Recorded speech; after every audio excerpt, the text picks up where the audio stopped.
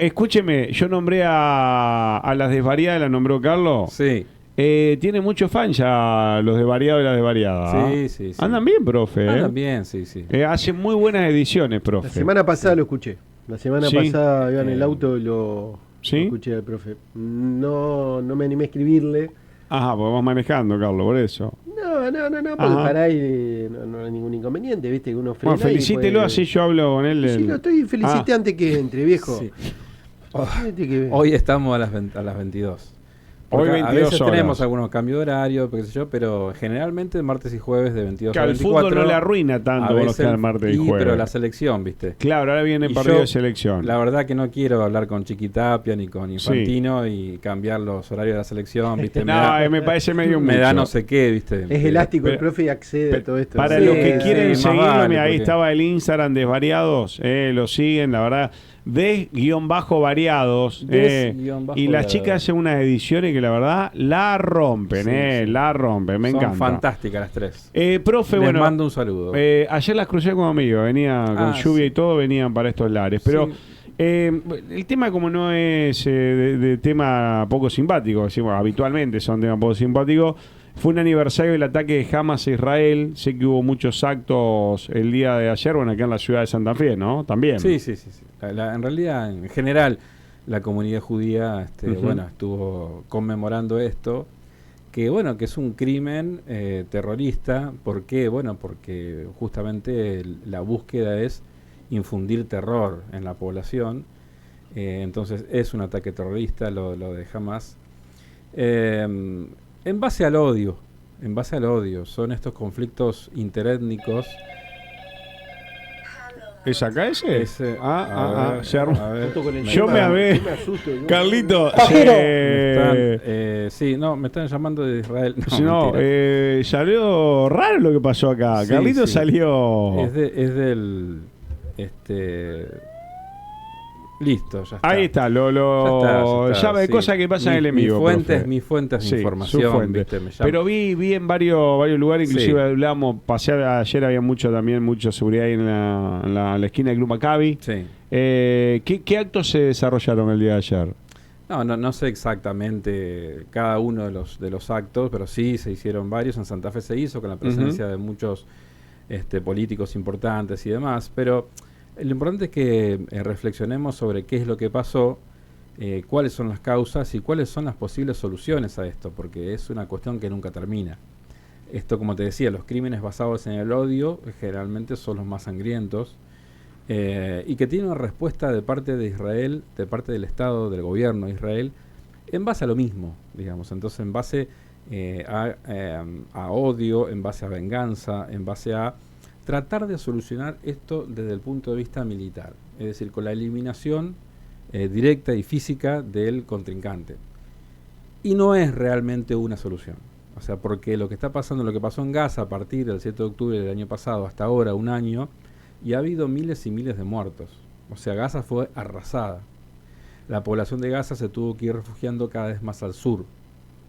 Gaza es una porción de territorio que está en el sur de Israel, en el límite con Egipto, en donde están confinados los palestinos, y la otra parte que están es en Cisjordania, que distante de Gaza, es decir, no están conectados ambos territorios.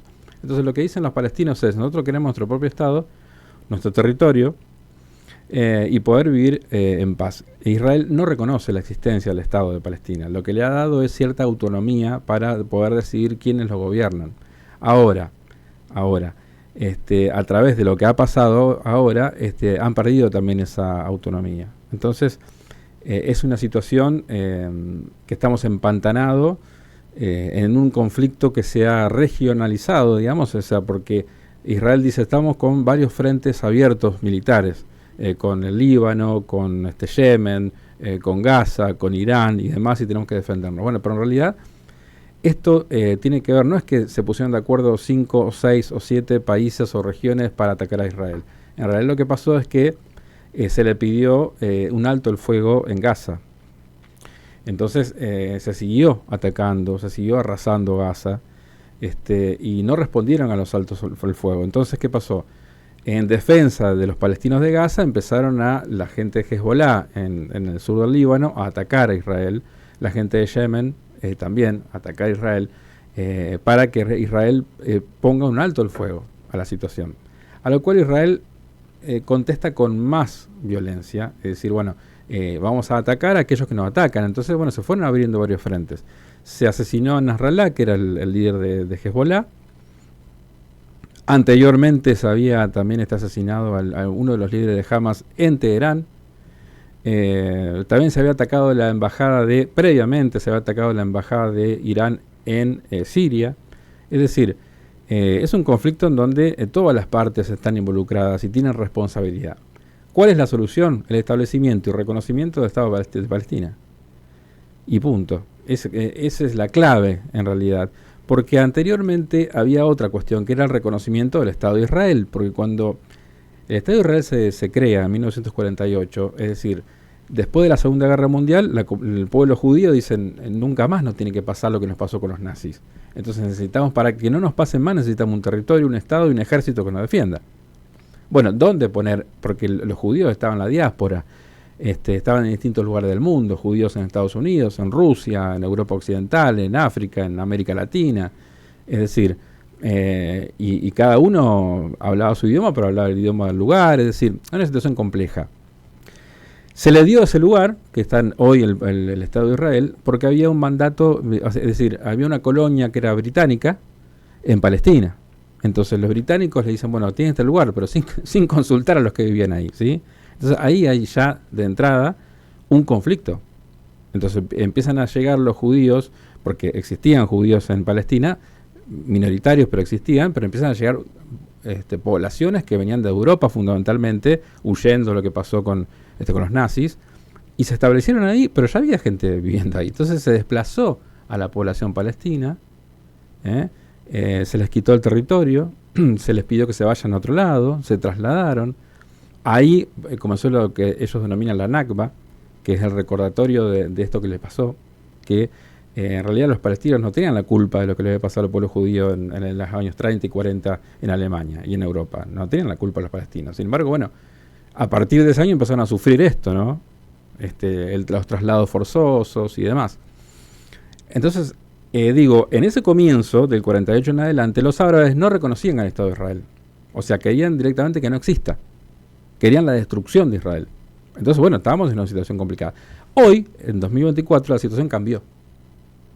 Es decir, hoy ya la gran mayoría de los árabes y de los musulmanes no tienen problema con la existencia del Estado de Israel, pero sí tienen problema con la no existencia de Palestina.